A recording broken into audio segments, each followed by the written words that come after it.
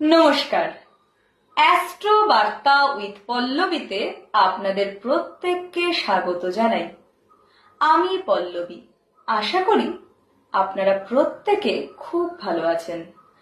আজ আমি কথা বলবো চতুর্থ ভাব বা ফোর্থ হাউস সম্পর্কে।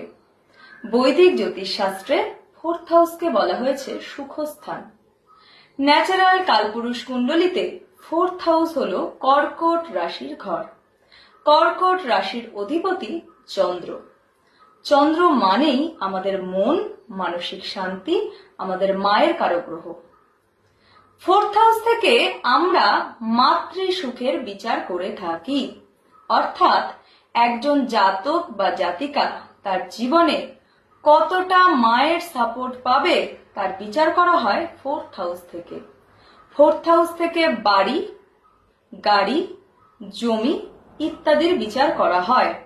ফোর্থ হাউস থেকেই একজন মানুষের মানসিক শান্তির বিচার করা হয়।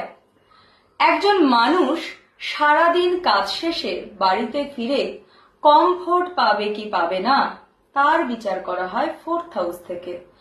আমরা চলার পথে বেশ কিছু মানুষকে লক্ষ্য করি যারা বাড়িতে ফিরতে ভীষণ পছন্দ করেন, আবার কিছু কিছু মানুষ একদমই বাড়িতে ফিরতে পছন্দ করেন না। এই সব কিছুরই বিচার করা হয়ে থাকে ফোর্থ হাউস থেকে। ফোর্থ হাউসে যখন রবি অবস্থান করে তখন জাতক বা জাতিকা পারিবারিক দিক থেকে প্রভূত মর্যাদা পান, কিন্তু এদের মধ্যে পরিবারের আভিজাত্য নিয়ে অহংকার বোধ থাকে অত্যন্ত প্রবল। চন্দ্র যখন ফোর্থ হাউসে অবস্থান করেন তখন জাতক বা জাতিকা অত্যন্ত সংবেদনশীল হয় এবং এদের মায়ের সাথে অত্যন্ত ভালো সম্পর্ক লক্ষ্য করা যায়। মঙ্গল যখন কারুর চার্টের ফোর্থ হাউসে অবস্থান করে তখন সেই জাতক বা জাতিকা প্রভূত স্থাবর সম্পত্তির মালিক হয়ে থাকেন, কিন্তু এদের পারিবারিক জীবনে বিবাদ অশান্তি লেগেই থাকে। বুধ যদি কোনো জাতক বা জাতিকার ফোর্থ হাউসে অবস্থান করে সেই ক্ষেত্রে তাদের বাড়িতে প্রচুর বইপত্র দেখতে পাওয়া যায়। এছাড়াও বুদ্ধির কারণে এদের সংসারে খুব বেশি অশান্তি আমরা হতে দেখতে পাই না। বৃহস্পতি যখন কারো ফোর্থ হাউসে অবস্থান করে তখন এরা অত্যন্ত আধ্যাত্মিক হয়, এরা ভালো গুরু পেয়ে থাকে জীবনে এবং এদের বাড়ি হয় যথেষ্ট বড়। শুক্র যখন কারুর চার্টে ফোর্থ হাউসে অবস্থান করে এদের বাড়ি হয় অত্যন্ত সাজানো গোছানো, এরা ভীষণ শৌখিন প্রকৃতির মানুষ হয়ে থাকেন এবং প্রভূত বিলাসবহুল জীবন এরা যাপন করতে পারেন।